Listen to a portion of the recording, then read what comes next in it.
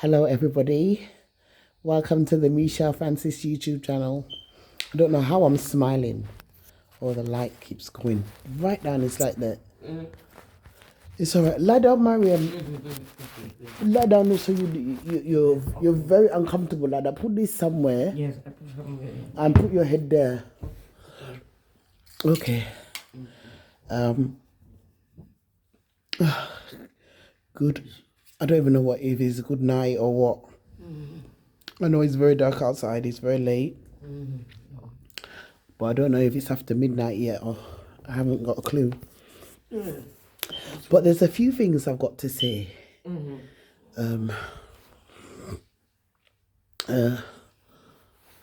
You okay, Mariam? Just step over.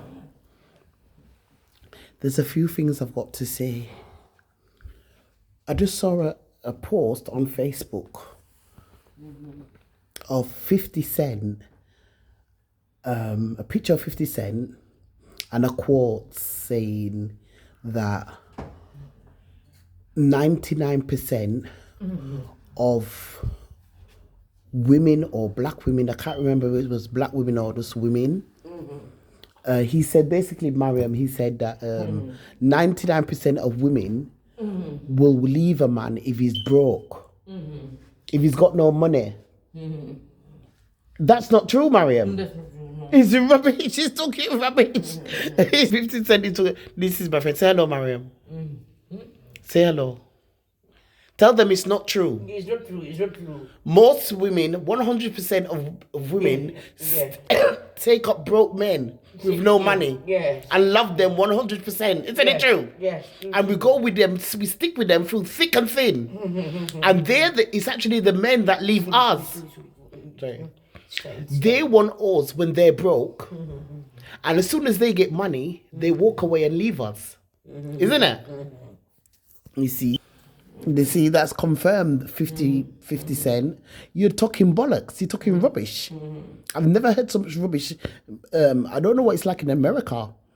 But in the UK, black women, I would say 99% of black women with black children, the baby fathers are broke. They meet them when they're broke. And they don't have no money.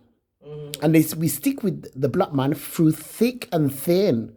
We refuse to take up any white man or any other race. We stick with our own black man, our own race, and we don't get appreciated. We're the ones with the kids, remember, bringing up on our own. That's not because we left the man because he's broke. That's because he keeps playing around. He keeps taking money from us.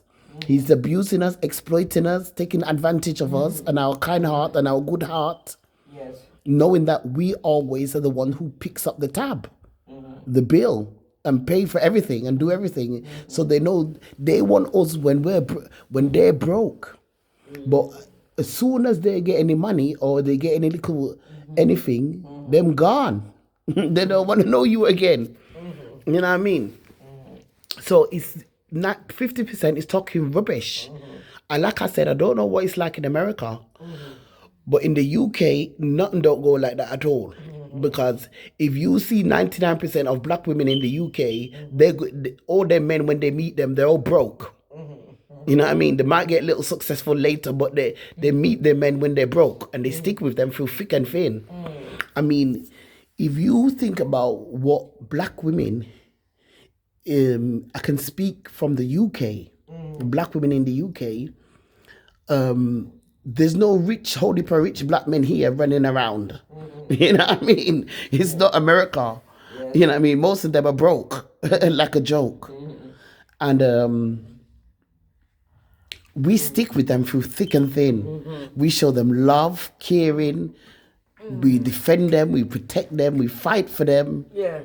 You know what I mean? We do everything.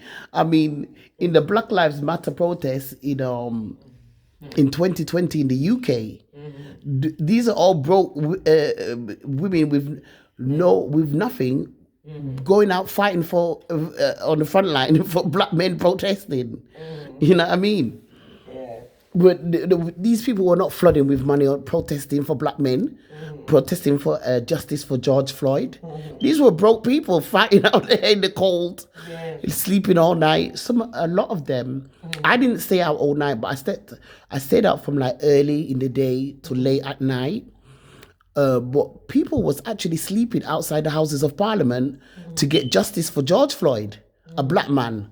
They were sleeping outside on the grass in the bad weather. And the UK, you know, it's not Florida or Miami. The weather's cold here all the time. You know what I mean? And people were out there. There's no toilet. There's no bedding. There was one man, he was even up in the tree. No, there was a girl. She was up in the tree sleeping.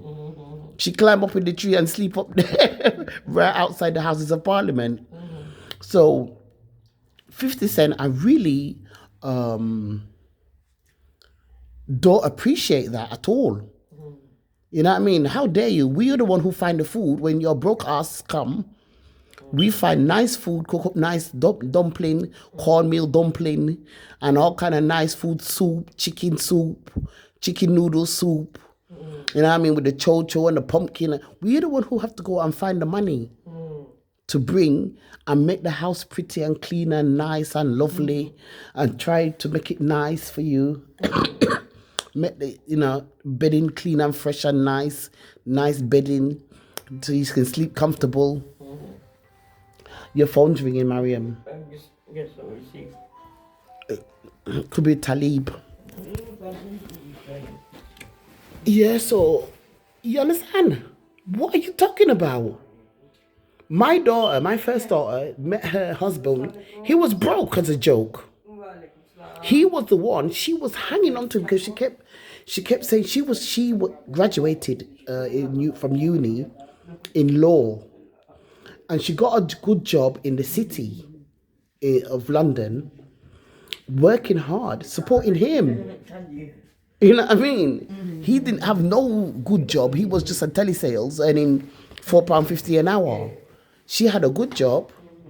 And all she kept telling him about is him. She was running home to get home to him, to be with him every night, every day after work. It's her council flat. He didn't have nowhere. She fixed up the place, make it look nice. She was always there for him. And he was broke. So how can you say that, 50 Cent? How can you say that? As soon as a man gets broke, what are you giving to us?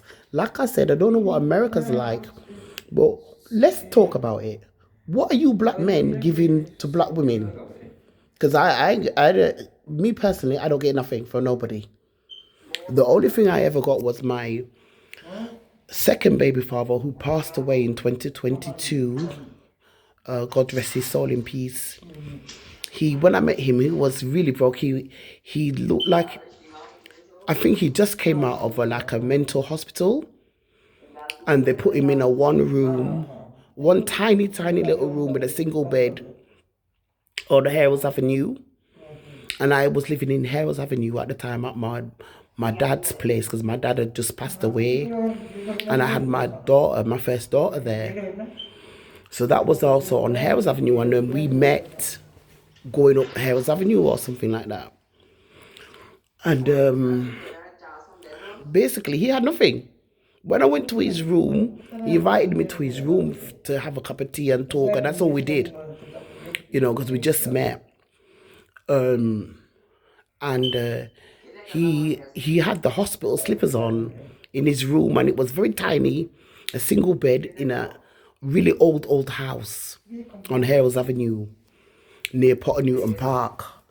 And it was, he made me some tea with Jamaican tea, with tin condensed sweet milk in the tin. And I never scorned him. I never thought, this man is broke. He's got hospital slippers on. He's just come out of a mental asylum. I didn't scorn him or nothing. I didn't leave him. And then he was on job seekers allowance, unemployment benefit. at the time, and he used to get his little gyro, but he got the lowest rate of money. But he would give me £20 every time he got paid, which was a lot of money because he didn't get hardly anything. And he accepted my first child, but I was happy with him. But the reason why I left is because I said to him, I want to come back down to London. I don't want to stay in Bradford. I was living in Bradford. I'd moved to Bradford. And he used to come up every night and visit me. And he wouldn't touch me. He would just sit down with me and we'd talk. And I don't think I couldn't afford a television. And then in the evening, late at night, he would go and run and catch the last bus home. He was such a gentleman.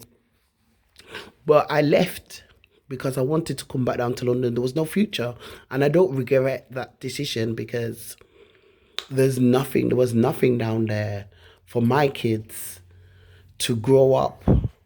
You understand?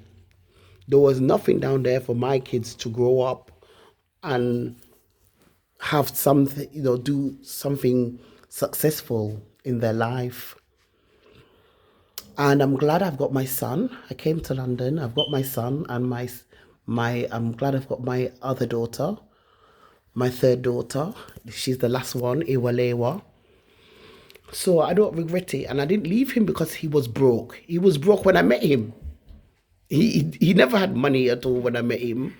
And he worked hard all his life and he still never had money. Mm-hmm. You know what I mean? When he passed away in 2022, he didn't have money. He was working in the same factory, you know what I mean, in Bradford. He wasn't getting money like that. So my first baby father was broke.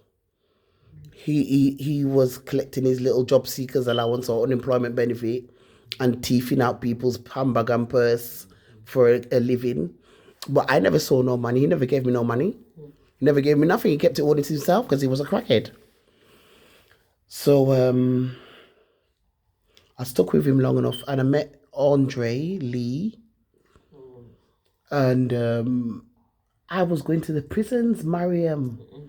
Going up and down the whole of the UK to every man's prison because he kept being badly behaved in the prison. So they kept shipping him out to different prisons all over the UK. And I had to go there and find money because I was broke. I didn't have money. And I was going up there.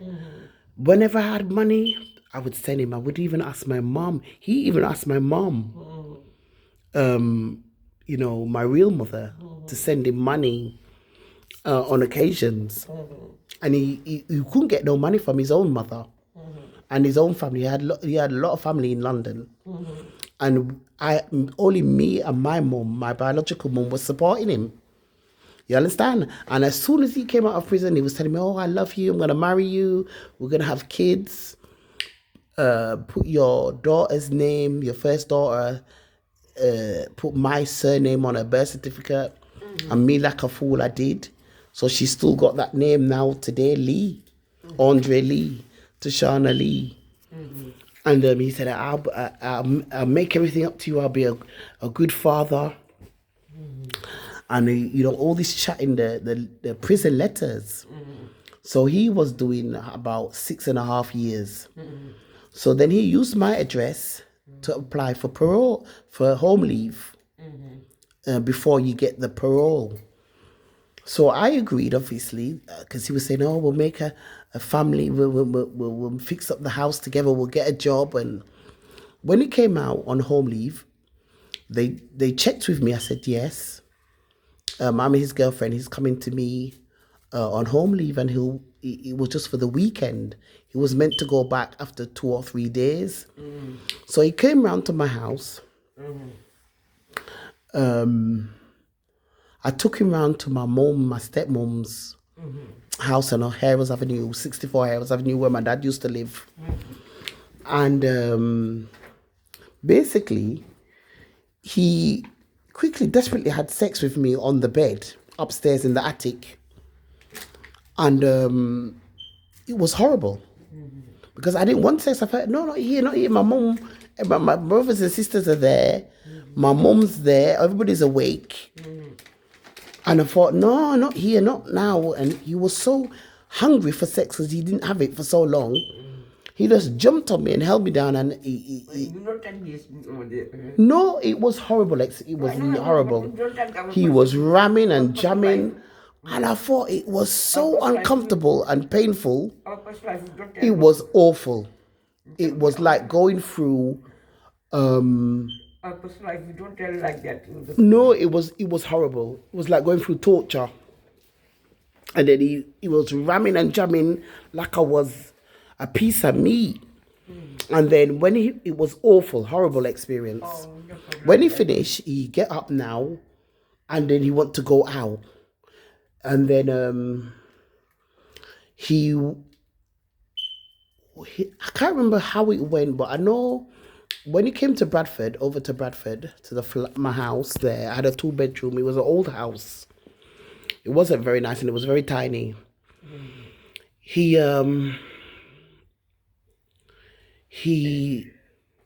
said to me, "Oh, Letter, can I have letter, please? oh, It's not here, that letter. oh, sorry, Mariam. Where did I put it? You see, I don't know where I put these lighters. I think I put it on here, there." Okay, thank you. So he came there, and he said, "Oh, we'll make a nice home, and I'll get a job, and rare." Then he disappeared. He said, "I'm just going out to check out the area." So he went out, he pissed off, and I never saw him for days. I never saw him for days, and I said, "What are you doing? You have to go back to the prison." Because he was only out on home leave for the weekend. He said, "I'm not going back. Anyway, I'm not staying here because I met this mixed race girl." I can't remember what name she was. I was like, how old was I? I was 20 years old, yeah. He said he met this mixed race girl and he's with her now.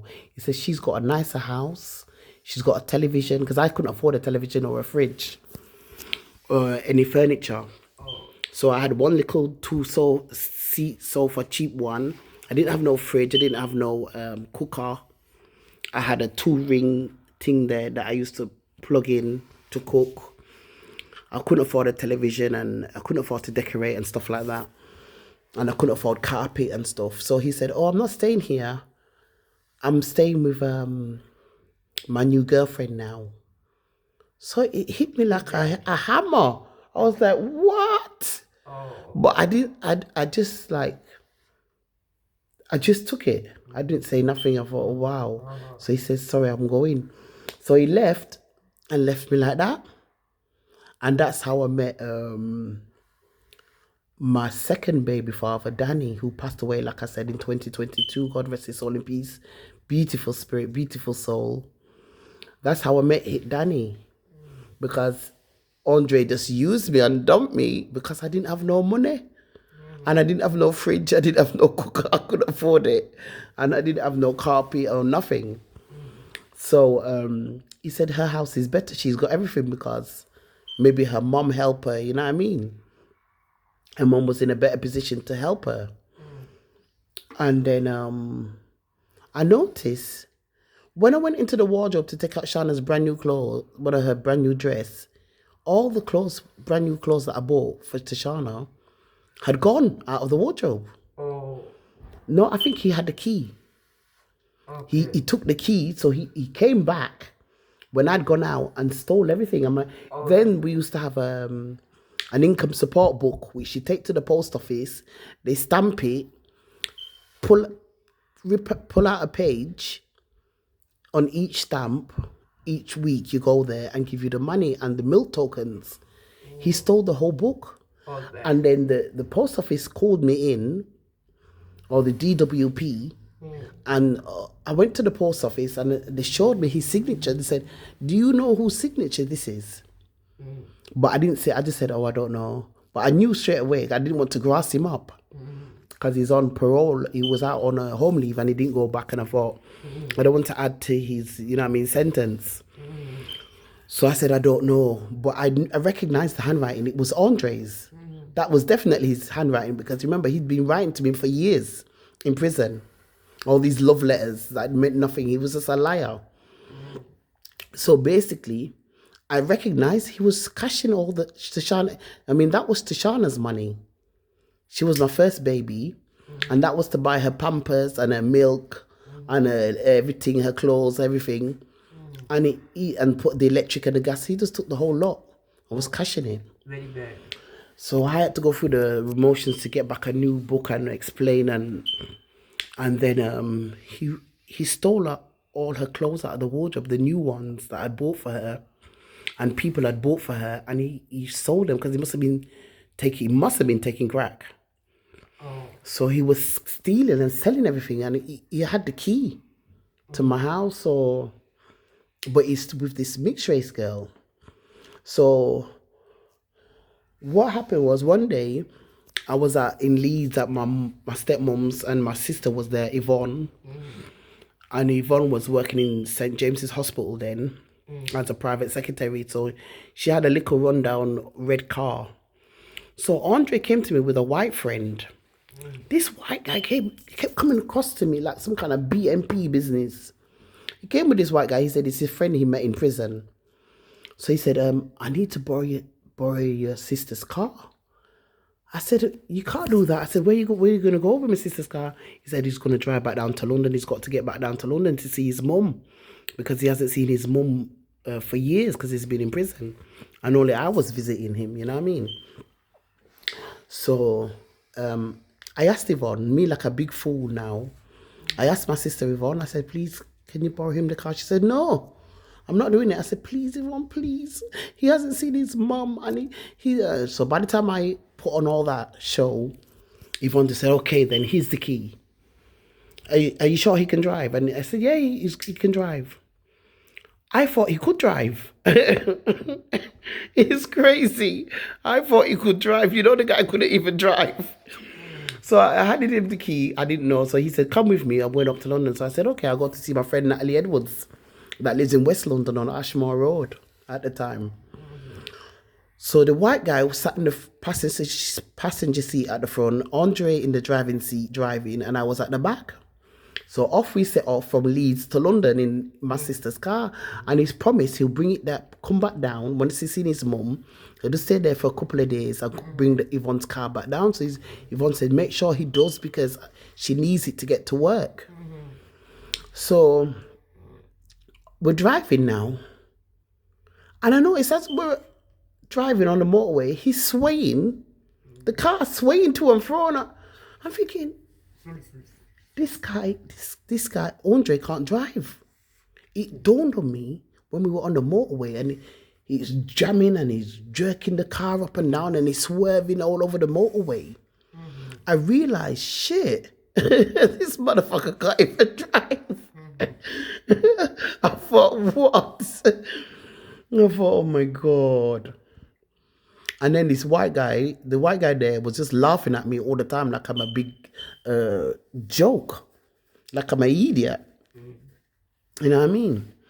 So Andre must have told him, oh, it's just some girl I use, some fool, she's just idiot. So he was just laughing at me like a fool, like I'm a fool. So then we eventually get down to London. So Andre says, we have to stop at the petrol station to get some petrol. But Andre doesn't have no money. So he's asking me, do I have any money? I said, I don't have no money because you take everything, you steal everything off me, and I don't have nothing left. So guess what he did? He filled up the car full of, at the petrol station anyway, he filled up the tank and just drove off in Yvonne's car that he'd borrowed. My sister, who works in the hospital, worked for the NHS at the time, because that was back when, in 1991. Or 1992. So basically, he drove off, no petrol. Didn't pay for the petrol. He filled up the tank of petrol and just drove off. So I thought, shit. So then he said he stopped when he got down the road, past the petrol station, and he told me to get out now. He said, you can get out now. I said, what do you mean? How are we gonna get the car back to Yvonne? He said, oh, don't worry about it, I'll get it back to her. So he just told me to get out in the middle of nowhere. So I got out. I managed to find my way to Natalie's house, and I stayed over there for a few days or whatever till I went, booked my way back to Leeds on the train. And then When I got to Leeds, Yvonne said, where's my car? She never saw the car again. Months later, they said, the police said she had to report the car stolen. Months later, the police told her they found the car mashed up and crushed up, completely unrecognizable, to smithereens somewhere in London, dumped. That's what Andre Lee did from Tottenham. That was back in the early 1990s. And so when 50 Cent is talking about, you know, black women just use men for money, and when they're broke, we dump them. What kind of rubbish are you talking?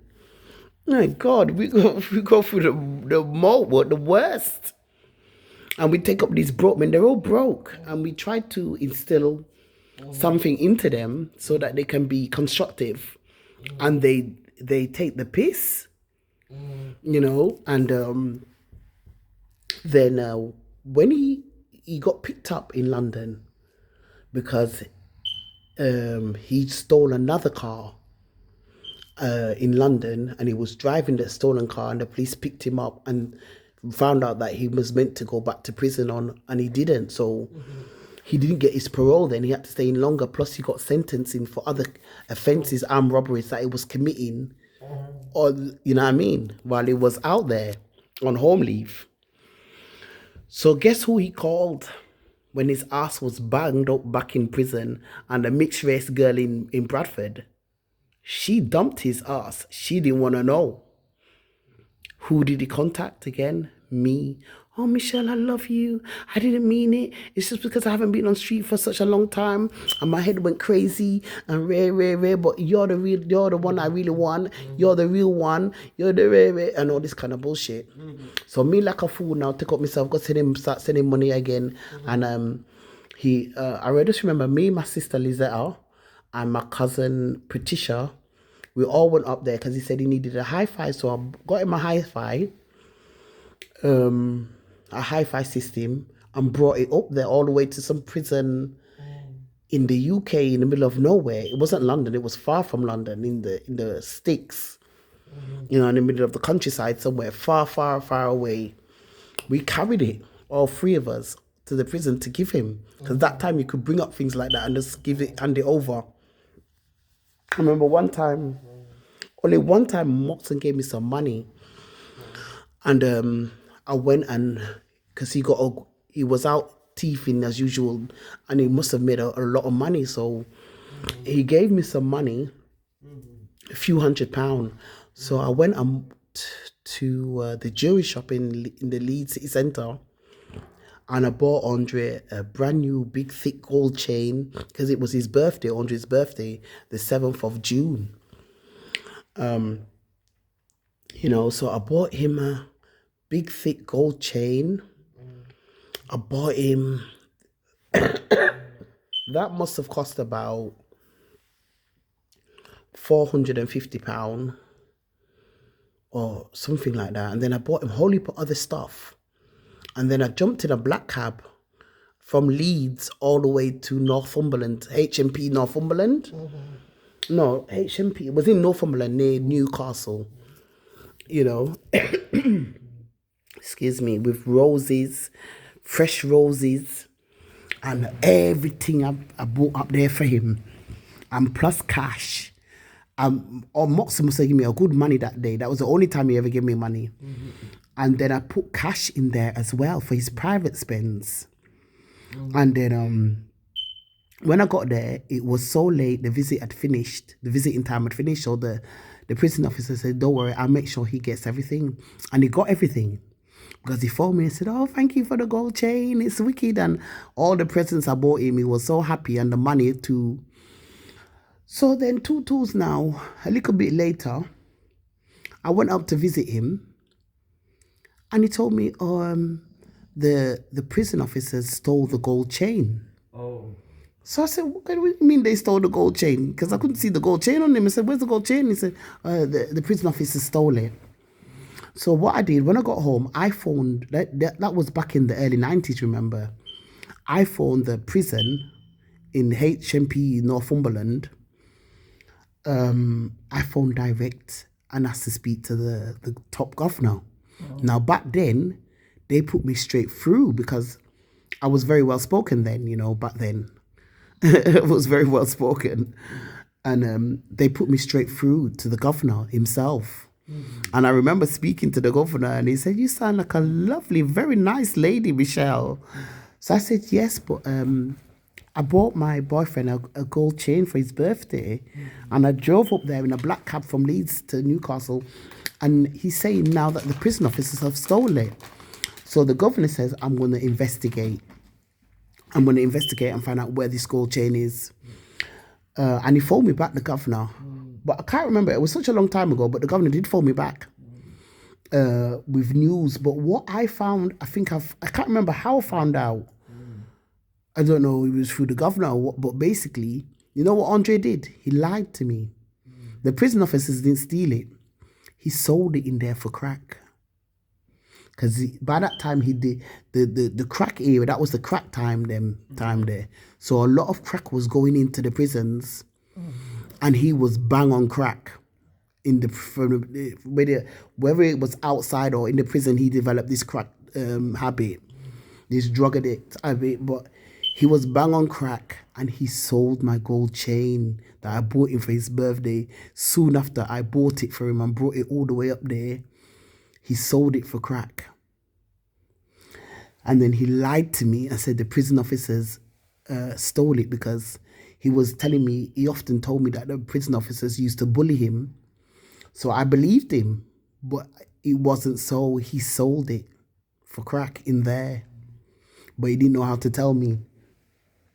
So when 50 Cent is going on, and I still stayed with him, and then because we went, I only had sex with him once, that time when he first came out, and it was ramming, and it was so horrible, and it was a nightmare. I was thinking, when is he gonna hurry up and just finish? That was only the once I ever slept with him. So I was just there as a supporter, as a financial security blanket for him. That's all the relationship consisted of. Me funding all his needs and his wants and his desires. So 50 Cent talking about, women leave you when you don't have no money. You're talking rubbish, you're a liar.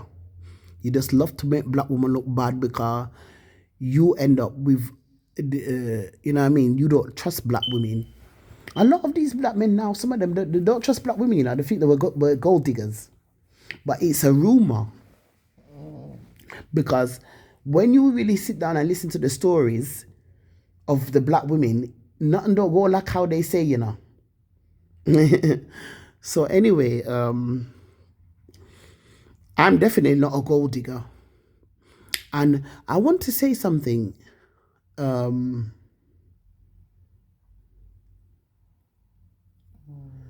don't have no money anyway. Look, I'm at my friend's house. We don't have nothing. We don't have no money. I'm actually, it looks like I'm comfortable somewhere, but I'm actually sitting on the floor. This is the toilet door, bathroom. That's the front door. That's my sister, Mariam. And I'm actually lying on the floor outside the bathroom in the hallway in the cold, freezing cold, because she can't afford to put on the heating. She can't afford it. And she can't afford to put the light on, so we're getting the light from the hallway. That's why we're sitting here. Okay, I won't say anything. So when 50 Cent is talking shit, let him carry on talking shit. I want to say, Brother Amir, what's with you? I don't know, on the black jeans and all this business. I can't read these secret codes and messages and subliminal whatever it is. I can't read it. As far as I know, I've never met you. So how I can leave you if you're broke, I don't know how that worked out because I've never met you. And I wouldn't leave you if I love a man, I would never leave him whether he's broke or whether he's rich or whether he's poor, or whether he's sick or whether he's dying, I would never leave him. Isn't it true, Mariam?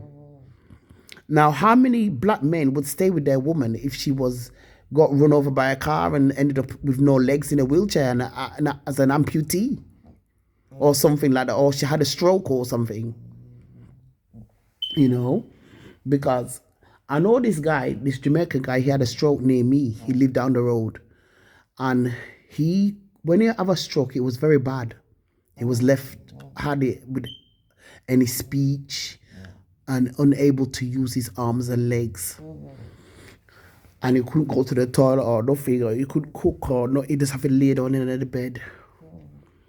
So he called for his baby mother in Jamaica to come over. Now, two tools him say, she wanted me money. She wanted me money. But she did look after him. She cook up nice food and everything. And him say, she wanted me money. And she gone now. She walk out and gone. But he didn't tell me the full story. So it looks like, Jamaica woman, them a gold digger, then walk out because him disabled now. And him not no money, and if she gone. He never had no money in the first place. He was a broke-ass nigger. You know what I mean? He was a broke-ass nigger from a long time. You know what I mean? And he never had no money anyway. Let's be honest, he was on PIP and Universal Credit. Understand? So basically, what the story was, he wasn't with her. He was with a white girl, a young white girl. That was his girlfriend, because I remember he told me he's got a white girlfriend. That's before he had the stroke. He said, me, I do we want like a white girl, you know. So I remember that, him telling me. Now I said to him, but where is she? I don't want to talk about it. I don't want to talk about it. So obviously, when he had the stroke, she ran off. She said, nah, man, me can't deal with this. She never wanted him. So in call for the baby mother. Now the black one, black like me, he say, she ugly. That's why I never want her, she ugly. That's what his dad say. And basically, he thought she ugly and he can get better girl. So he never know, say one day he might go take stroke and it's gonna leave him paralyzed. So that's when he called for her now.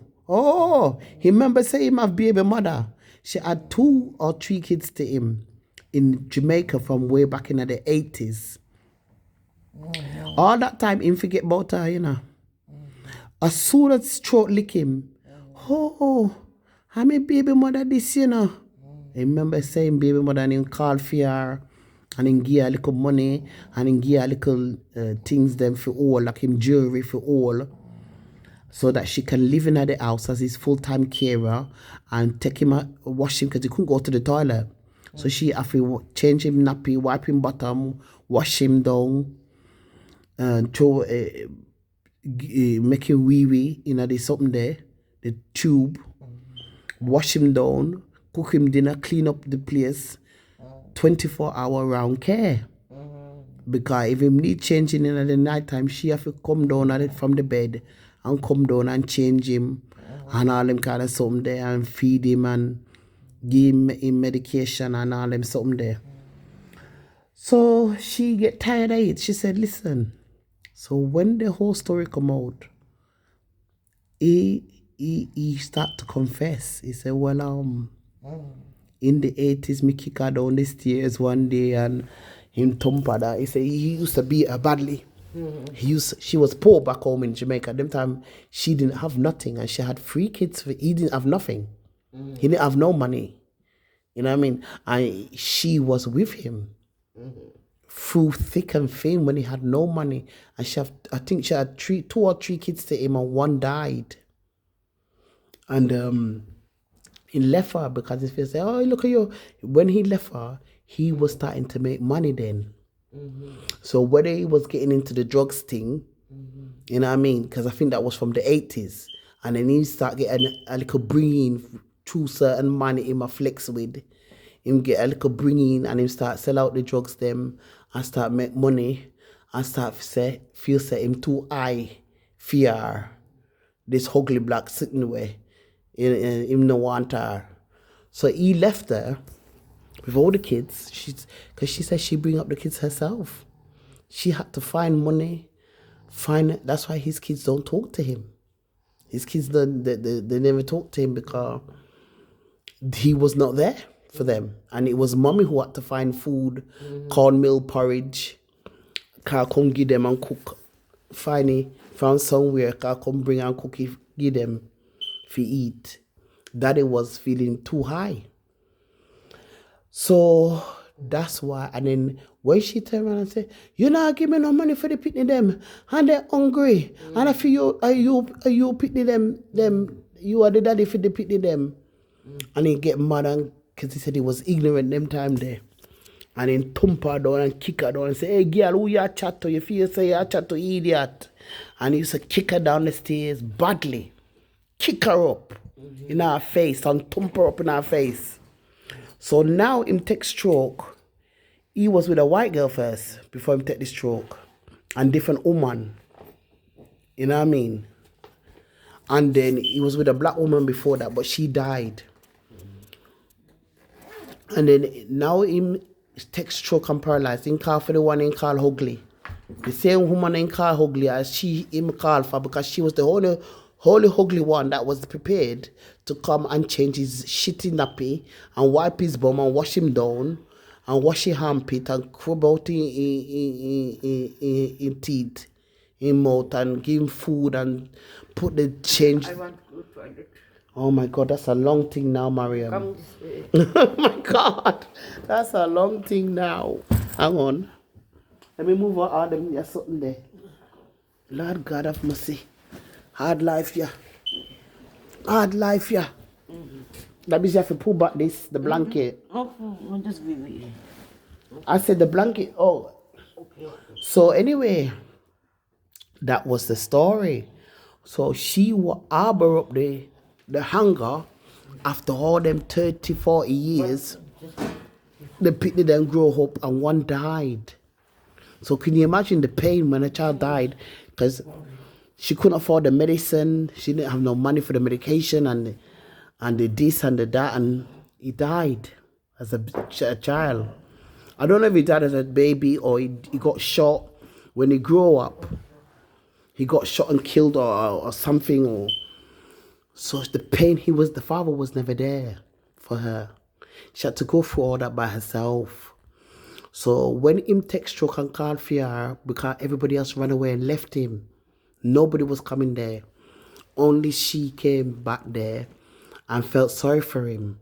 But then he started to get too demanding. "Oh, come, me need me nappy change now again. Oh, come and get me this. Oh, come and do this. Oh, come." And she said, "No, me can't take him gone." Because she started to fling back everything in face. They start argue. And she said, "You remember when you kick me down the stairs and you thump me, kick up me in my face and you thump me down and ray. You understand? And the child, she bring up when the child died and he wasn't there. And the other kids, when they're growing up, his kids, though he never said no money, nothing for him picnic. So 50 Cent, you're talking shit. We take up the most. You only show the part of the recordings of black women that is convenient for you and your ego. You don't show the parts where we're struggling with the poor black man, you know what I mean? And going through all this kind of nastiness, bad behavior that we put up with and tolerate. You don't show that bit of the recording. You just show the part that make us look bad. Try to make we look bad. But the next thing again, if Brother Amir, you want to talk to me, Brother Amir, you can talk to me.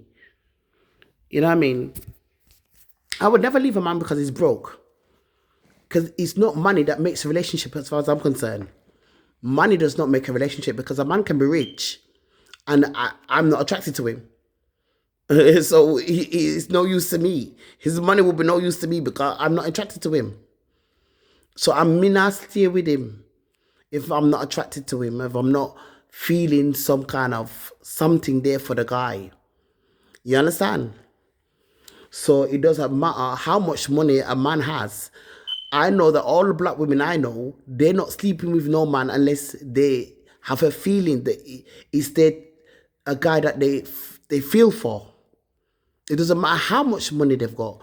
Marva's told me many times that she's met some men in her lifetime and they've wanted to buy her everything and give her everything, and she just said, no, I'm not interested, I'm sorry. And the guy she's with now, he's broke. He was looking for a job. He don't have nothing, and she still love him same way. She's still there for him same way. She cook for him. She do everything. You know what I mean? She don't expect nothing in return. So for 50 Cent to say that you're a very bad mind, you don't like black women, you're a bad man, and you're terrible. Brother Amir, I've never met you. You need to talk to me. Nobody can make up the accusation that I'd walk away from broke man. I don't even know the person. I've never even met the person. We've never even had a conversation. So what are you talking about? If you want to talk to me, phone me and we can talk.